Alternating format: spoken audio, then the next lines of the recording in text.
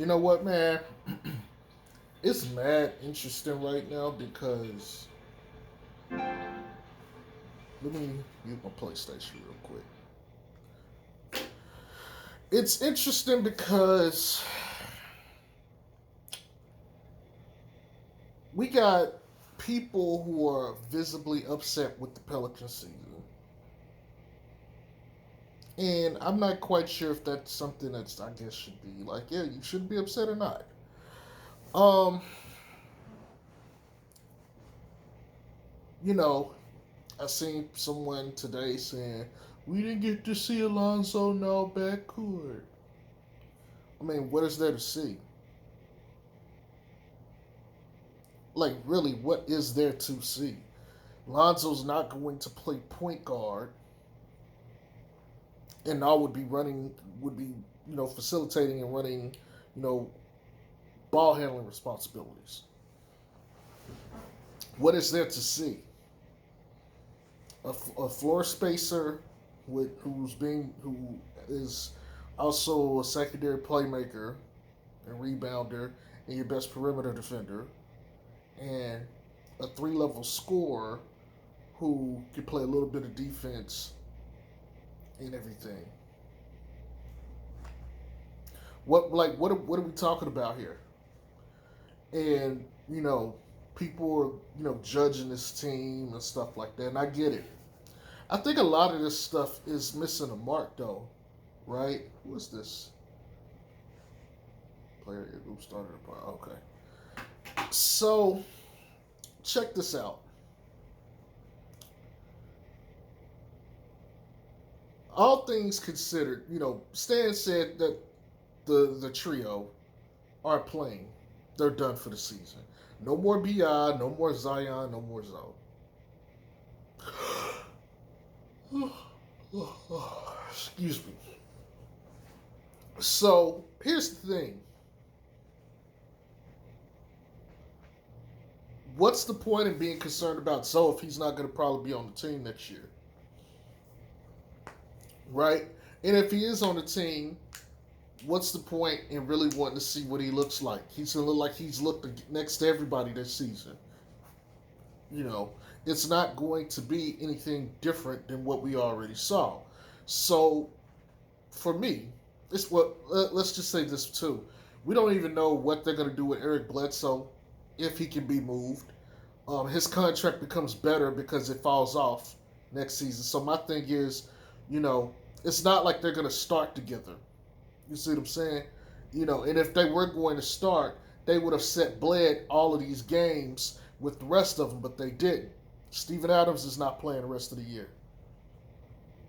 So it's not like they couldn't sit Bledsoe, but they're going to keep him in there. They're going to let him play. He's healthy. He's going to play. He's going to play. So it's not like much is going to change for there. Your guards, your point guards are basically Bled, Lonzo, and Kira. That's your three guards. Of those, Lonzo to me is clearly the best. You know what I'm saying? Outside of that, Kira should probably be in the G League. And Bledsoe is he's starting at the two. He's playing out of position. Nobody's going to talk about, oh, well, Bled played out of position all year long. He did. Even though by role, he probably played more in his position than out.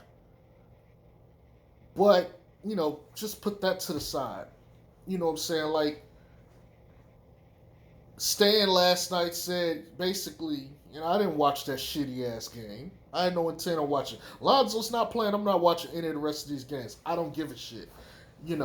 I have no vested interest in the Pelicans because the big three aren't playing and neither is Zoe.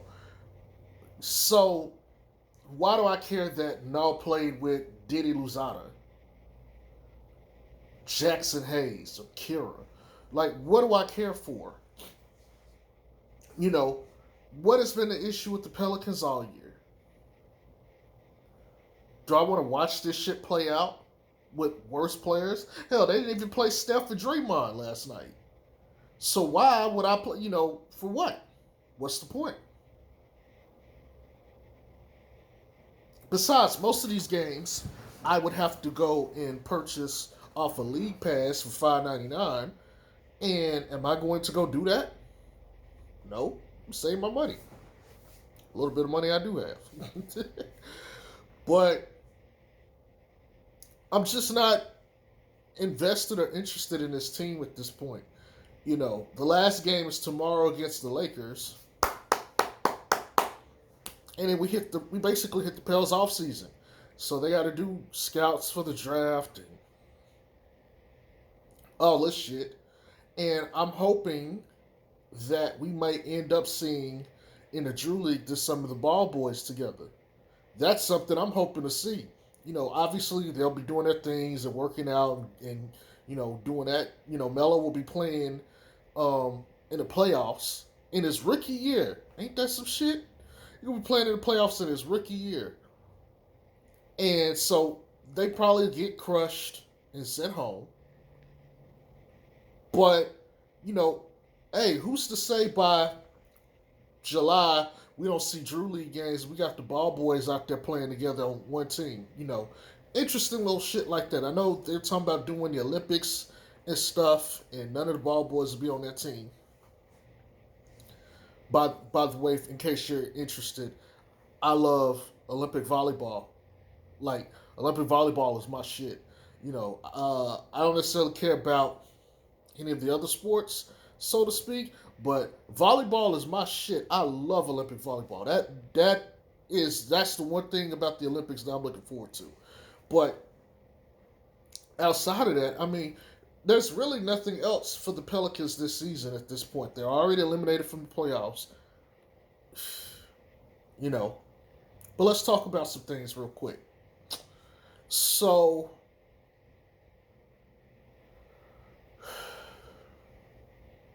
what is this team going forward? Obviously, you need shooting. And I don't think the Pelicans were satisfied with the play of Lonzo Ball, Eric Bledsoe, Kira, or for that matter, Null, either. And I think a lot of the people that were on the Null bandwagon anyway had to jump off.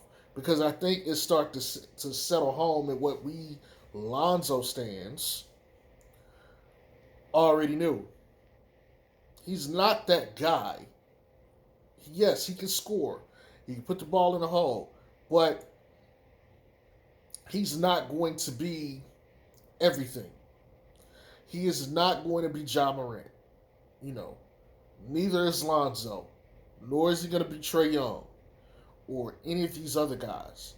Or LaMelo Ball for that matter. So for the Pelicans, I guess the question is, what does this team look like next year? Obviously, you need defensive versatility and shooting.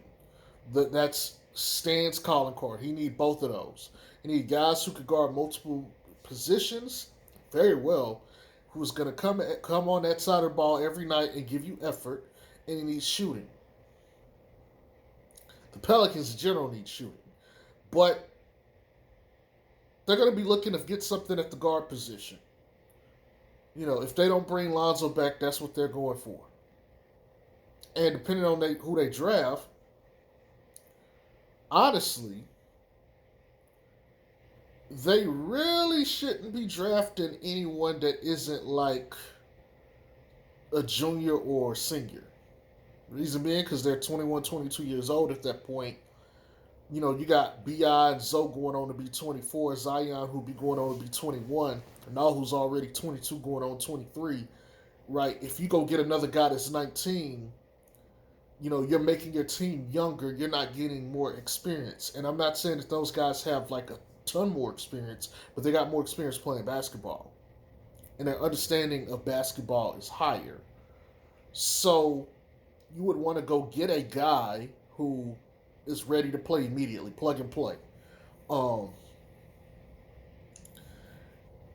I don't see, again, like, really the question that the Pelicans have to ask for is, what's the most positional need on the court? You know what I'm saying? I don't think they were satisfied at point guard this year. Granted, they played Lonzo off ball, but I don't think they got what they wanted. So, do I see them going to get a point guard? Yeah. I kind of do at this point. And I know the other day I was like, it'd be stupid, but at the same time, I can't think about it from my eyes or fans' eyes. I have to think about it from organization. If I'm an organization, there's certain things I got to look at on that court and say, okay, this is what I need and this is what I want.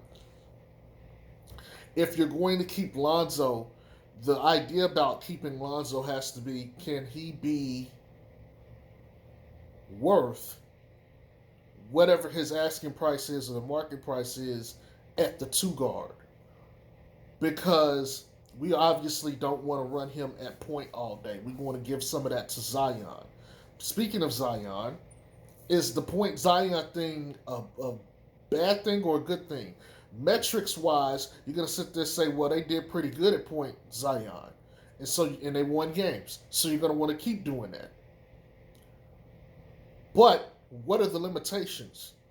Can we say that the limitations of point Zion are justified based on the roster construction? Or do we need to take a look at it and say, what if we got more shooting and force the guys on the court to have to be guarded from the 3-point line and allow him more space to go one-on-one? How much more effective would that be? All of these questions are going to have to get answered. You got Steven Adams locked up, so you got a center. You got Jackson Hayes, who started showing glimpses of a lot of shit, especially the last couple games. So you're pretty set at center. You don't really need to touch center. But you got some other questions. You just re-signed Najee Marshall.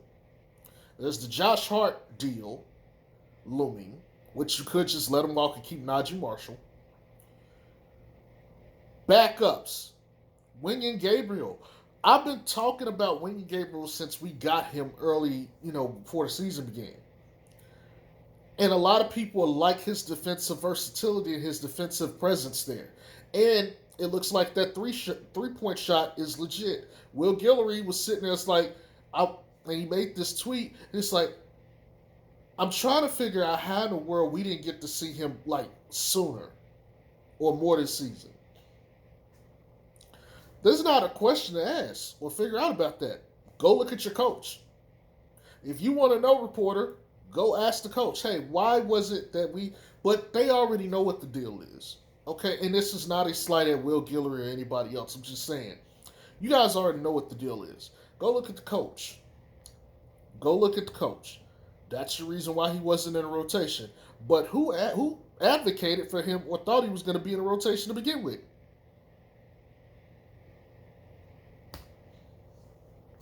Just saying. I'm just saying. But, is he worth keeping? If so, is he a part of your long-term thing here? Are you going to keep him long-term? If so, you're probably going to need to sign him. Because other teams are going to be looking too. He was on Portland and he was in the playoffs last year in the bubble with Portland. So it's not like he hasn't tasted the playoffs. It's not like he don't know what playoff basketball looked like. He got a sample of it last season. So that's a question. If not, you're going to have to get your backups. Okay? And like I said, you're going to need someone who can play versatilely between both positions, which means they're going to have to be a stretch 3-4. A 3-and-D stretch 3-4. That's what you need. Because you need someone who can come in and relieve BI and put some points on the board and defend at a high level next to Zion. Because your second unit was one of the worst in the league, gave up a lot of points and a lot of lead because they couldn't put points on the board. And really, truly, you got too many guys who didn't fit. You're trying to play Kira, Nall, Zion, Jackson Hayes, and whatever other filler piece you want to put there between, Josh Hart, Najee, and whoever the fuck else. You essentially got 3 guards out on the court. You can't have that. So the Pelicans offseason is going to be filled with a lot of question marks. And at this point, Griffin and them don't have a lot of room for error. Okay, they want to play. So my question to you guys is this. How would you orchestrate or operate this, right? Don't think about this as a Lonzo fan perspective. don't think a bit about this from a Pelicans stand perspective. If you're Griff, and you're probably going to get a pick between 12 and 9 ish, more than likely. I don't watch college, so don't ask me about the best prospects because that's not my thing. I don't care about college. But how would you go about this? That's just the first tip of the iceberg is the draft, okay? Because when you're drafting, you have to consider need and need in free agency because you got to think about it from this perspective. Kira essentially was supposed to be the backup for Lonzo. If Lonzo didn't work out, your thing was like, fuck it, we'll trade him and get like a pick and we'll just play Kira and just develop him and just say fuck it. Okay, you drafted Kira. He's going to get an offseason to work on his game. Fine. Let's see what he looks like next year. At this point, he's not starter ready yet. So, what is the issue? What are potential issues? You got the Zoe Josh Hart deals. You got Bledsoe's contract.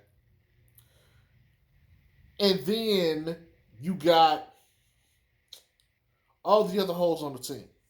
What are you going to do? Are you going to go draft another guard? If so, what guard? Okay. How do they fit in with Zion and BI? What about your bench unit? How are you going to fix that? You got too many holes on this team. So, on one hand, let's work off the perspective that, okay, Lonzo will be back next year. If Lonzo is back, you got a starter. You got at least 4 starters for sure that you know about in the big 3 and Steven Adams. There's the Bledsoe issue. How are we going to deal with that? Can we trade his contract since it's just 1 year, so rental? Should be easier to trade that contract. Now, so if we got that, what do you need in the starting lineup next to Steven Adams, Zion, BI, and Lonzo? Do you need another primary ball handler? Or do you need another shooter? Or do you need someone that can do both? Okay? Are you going to play Bledsoe again and just ride it out this season? You know what I'm saying? Do you want to just let his contract fall off and just be done with it? Or let him play and get his value up, try to get his value up, and then trade him halfway through the season? You know what I'm saying? Because you got to think about cap space. Miss Benson really don't want to pay the luxury tax, and the Pelicans are under that. That's what you got to consider too. She's got her own agenda that you have to consider. So there's that aspect of it. Okay, again, you're not going to fix all of this stuff likely in free agency unless you pull off some unprecedented deals. Like your bench this year was terrible. You need more of a lot of stuff. Okay. But your starting unit, even though they were good, they could be better. You got to figure out how to which one is more of a which one would you rather have? Would you rather keep the starters the same and maybe change like one person, or would you rather keep your bench? Would you rather keep the bench the same and change your? I'm sorry, I said that wrong. Would you rather keep your starters and change your bench, or would you rather keep your bench and change your starters, essentially? Which one are you going to want to fix? If I'm the Pelicans, and if I'm thinking the way I think Griff would think, here's what's going to happen. I am drafting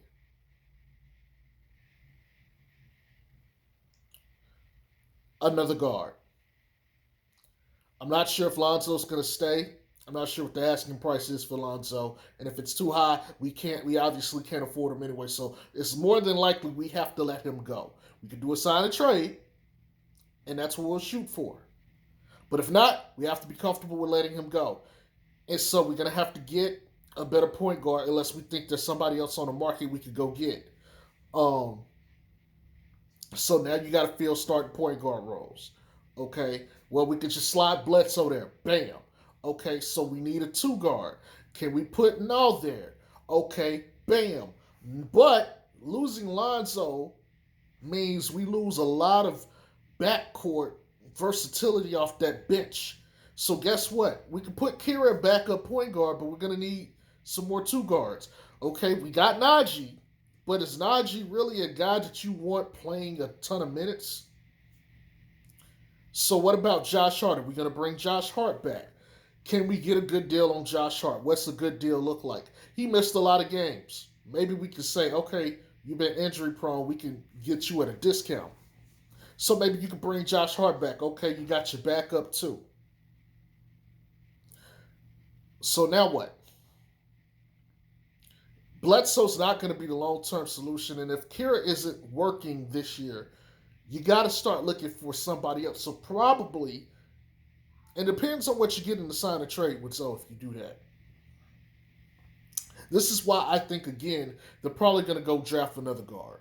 It makes the most sense based off the way Griff thinks. They'll probably look for someone, a sneaker, in the late rounds at like that 4 or 5 position.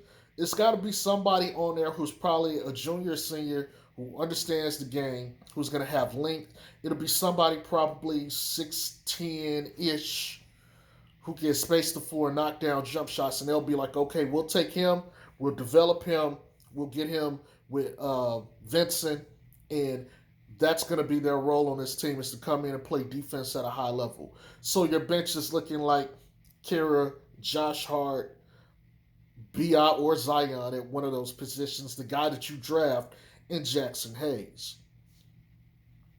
What is the role for what is the goal for this team going forward? Like a lot of continuity will still be there because you got Stan and everything. You expect Zion to keep improving. You expect Bi to start to get into his prime and start to take off. So you expect better from him. You expect Nall to be better. You expect Hayes to be better. You expect Kira to be better. You expect Steven Adams to be better. To some degree, you expect Bledsoe to have a bigger impact because he's going to play his position and his role. Is this a playoff team, though? One of the issues with this team was late game. Can this team close out late? You're going to put a lot of that on, I think, not Bled, on Bi. Bi is going to have to be better in the late game. So is Zion. But they'll have more experience. You expect them to be better at this going into the next season. But again, does this close the gap? I don't think so. Which is why I think, remember, we don't know who they would trade Lonzo to in a sign of trade. We think it's Chicago. We're also thinking the Knicks. Who are they going to get? Maybe somebody else. Could they maybe want to go trade him to? I've said Phoenix because I think CP3's contract is up. If it is up, that becomes a slot. So you can maybe look to make a trade there. I don't know. It also depends, all this also depends on who you get back, but we can't predict that far ahead. We do know that there's got to be players that they're looking for. And so there's got to be something out there that they're going to want to do to improve the team. But what do you lose in Lonzo? Best perimeter defender, but you assume that Nall gets better so he can make up some of that. You probably also assume that since Nall is in a starting lineup, he's averaging 19 points per game as a starter. So you got to think in your head, he can supplement some of what Lonzo gave you. He eventually is going to have to be a cheaper extension of Lonzo. You don't need his playmaking as much, which is fine, but he can come and make plays if you saw that, the last couple games of the season.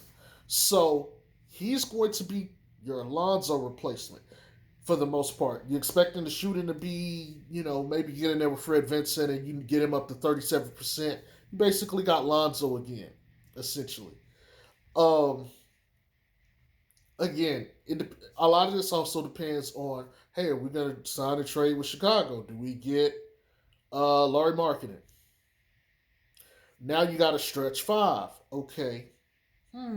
How would you improve? Well, he could be a stretch four or stretch five. So how do you work this? His defense wasn't the best anyway. So does that necessarily help? Little things like that. Do we need to get Kobe White instead? If we get Kobe White, what can we do about Bledsoe? Can we attach some picks and trade Bledsoe in like 3 picks to someone to get something better on that bench?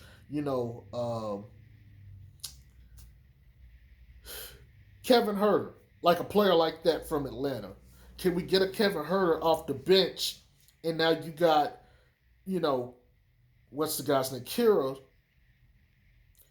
and Kevin Herter kind of player, good elite shooter, Josh Hart or whoever you draft, and Zion and BI, then your big, which is Hayes.